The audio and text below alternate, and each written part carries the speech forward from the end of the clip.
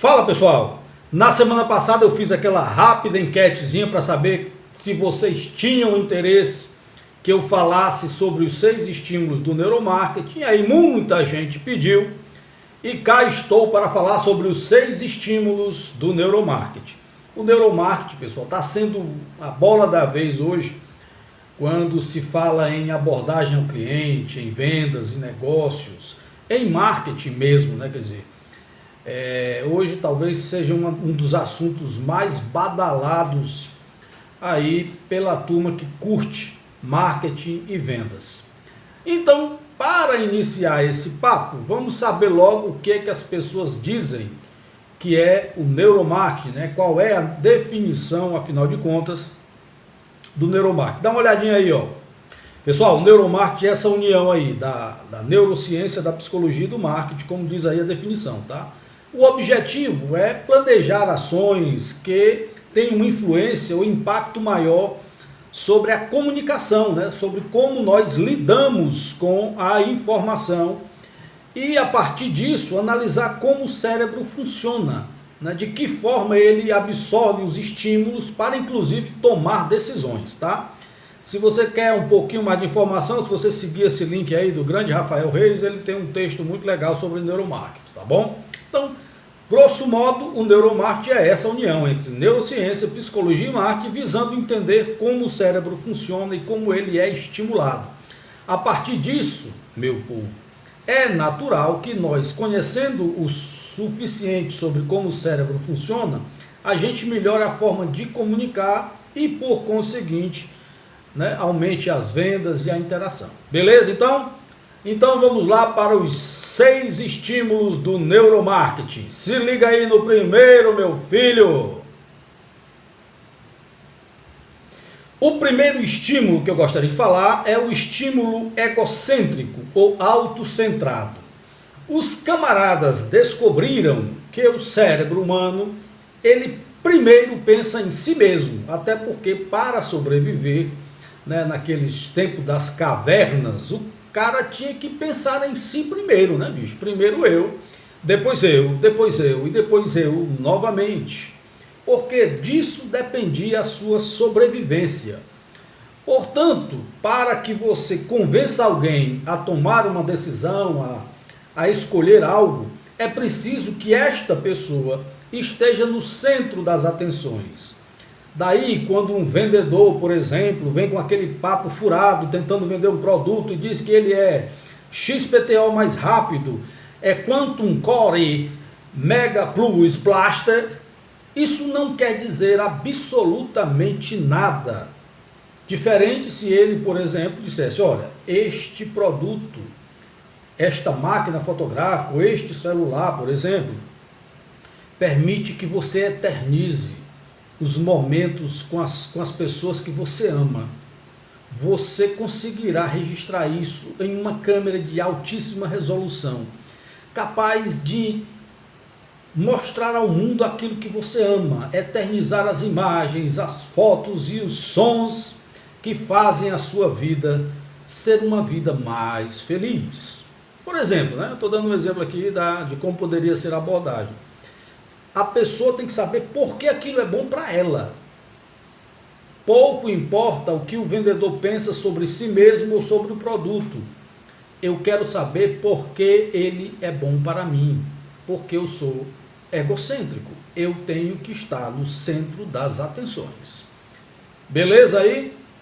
Vamos então para o estímulo 2. Se liga, meu filho! O estímulo 2, eles chamam de começo e fim. A partir do mapeamento, né, do cérebro, eles descobriram, os cientistas, que nós guardamos mais facilmente aquelas mensagens que são colocadas no começo e no fim das interações, e que a parte do meio, o miolo da interação, normalmente se perde. Por isso é fundamental que quando você vai expor uma ideia ou vai tentar vender algo a alguém, você concentre as partes importantes desta interação no começo e no final. né, dizendo por que aquilo é importante, por que aquilo vai ser bom para o cliente, porque este produto é diferente, qual é o valor que você atribui a este produto. Reforce isso no início e no final da interação para que a mensagem mais importante fique de fato gravada na mente do seu interlocutor, perfeito? Então, se liga, mensagens importantes, início e final, se você quer ter mais chance de que a mensagem seja de fato gravada na mente do seu interlocutor. Beleza? Estímulo 3. Tem que ser tangível. Eu preciso que a mensagem, que aquilo que você me apresente, seja tangível, seja algo que eu tenha conhecimento, que não seja algo absolutamente novo, tão novo que eu não consiga criar um paralelo dentro das coisas que eu já conheço. Então é preciso que isso seja tangível, eu tenho que enxergar aquilo, que ver aquilo, que fazer uma espécie de retorno, né, ao meu subconsciente, de pô, isso me é familiar.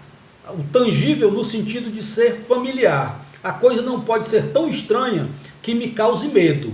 Porque lembra daquela músicazinha do Caetano? A mente apavora aquilo que não é mesmo velho.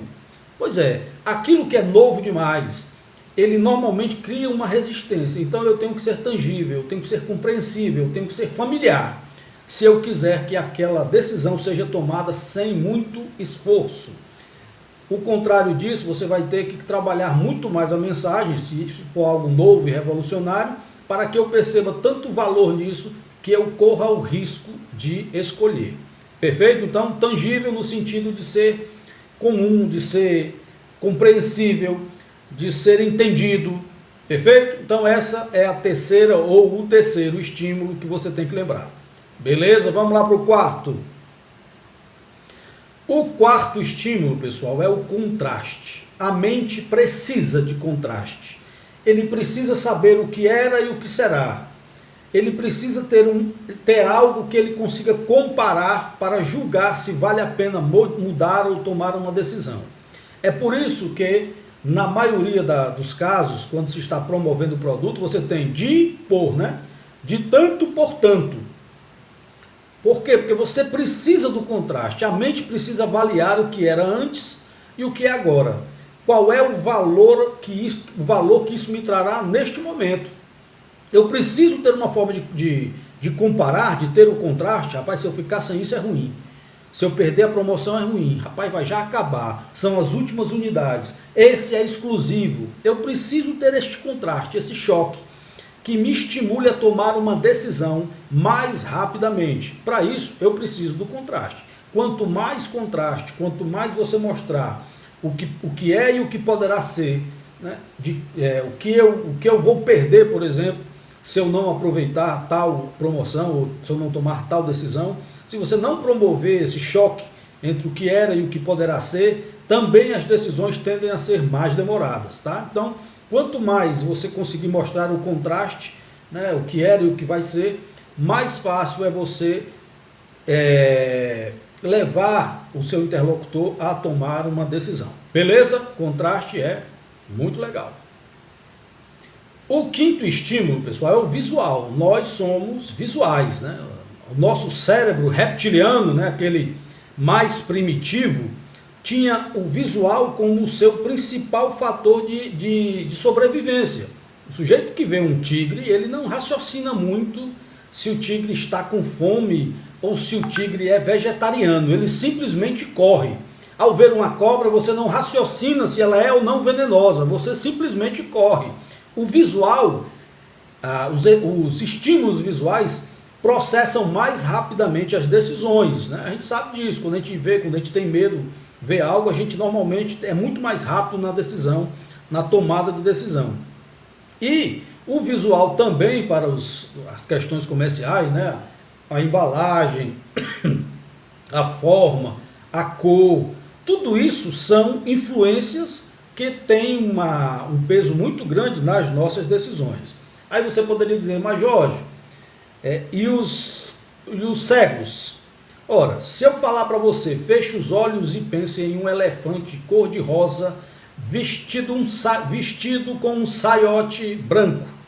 Provavelmente você também visualizou o elefante rosa vestido com um saiote branco, tá? Então a imagem, o visual é aquilo que você constrói também dentro da sua cabeça com relação à narrativa que eu acabei de lhe dizer, tá? Não é só o visual mesmo palpável, né? O visual fruto da sua capacidade de enxergar o mundo, mas também da própria construção da imagem dentro da sua cabeça. É preciso criar um mundo, criar uma imagem daquilo que você deseja que o cliente escolha ou decida. Então é fundamental criar este ambiente imaginário, essa imagem, este cenário propício à tomada de decisão. Beleza? Então vamos para o último estímulo do neuromarketing. Como não poderia deixar de ser, as emoções são fundamentais para a tomada de decisão. Tá? Então, talvez um dos mais poderosos estímulos seja o estímulo emocional. Aquilo que você provoca com relação à história que você construiu do produto ou do serviço, por exemplo, pode gerar uma emoção que facilita a tomada de decisão. Eu digo muito que nós temos que contar histórias. A história leva a um desfecho e esse desfecho tem que ter uma emoção que provoque em mim o desejo de agir.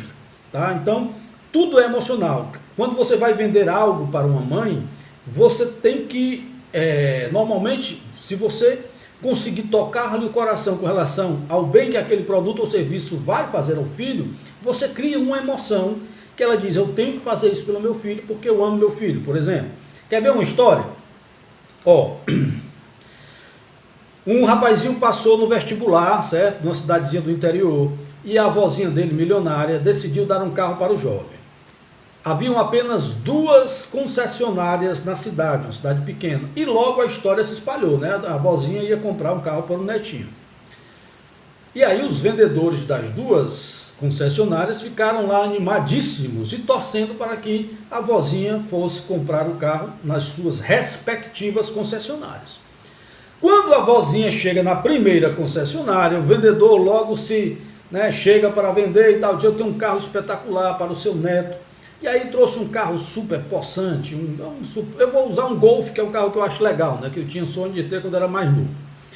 Um Golf daquele top de linha, e o vendedor começa o seguinte discurso: este carro vai de 0 a 100 km em menos de 10 segundos. O barulho do motor faz você ter vontade de comer a estrada e de correr. Meu jovem, este carro vai fazer com que as garotas fiquem loucas por você. Você vai andar com muitas namoradas. Ora, a vozinha olhou aquilo, o rapaz acabara de passar no vestibular para a medicina e a vozinha já viu o que podia acontecer quando este jovem entrasse nesse carro.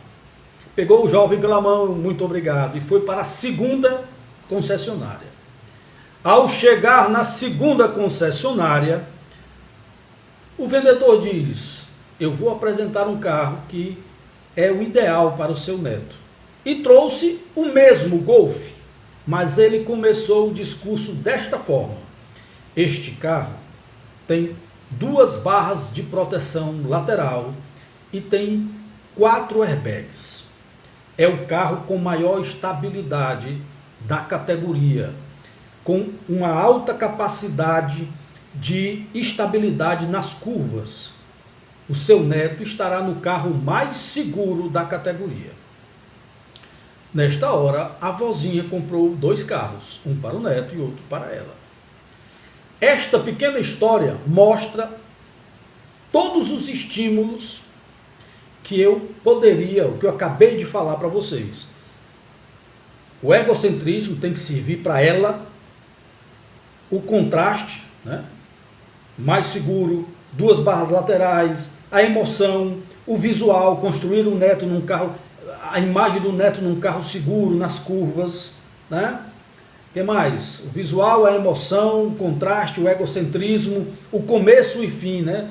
Seguro, 5 barras, seu neto no carro mais seguro da categoria. Sacou aí como é que uma narrativa cria emoção a partir dos 6 estímulos do neuromarketing? Bem, se você gostou, dá um curtiu aí. Se não gostou também, bota que não curtiu. Se tiver interesse em outro assunto sobre marketing, venda, atendimento, gestão de equipe, desenvolvimento pessoal, deixa o teu comentário aí. Quem sabe a gente nos próximos vídeos aborde o tema que você tem interesse, tá bom? Feliz em estar com vocês e até o próximo vídeo da Academia de Heróis.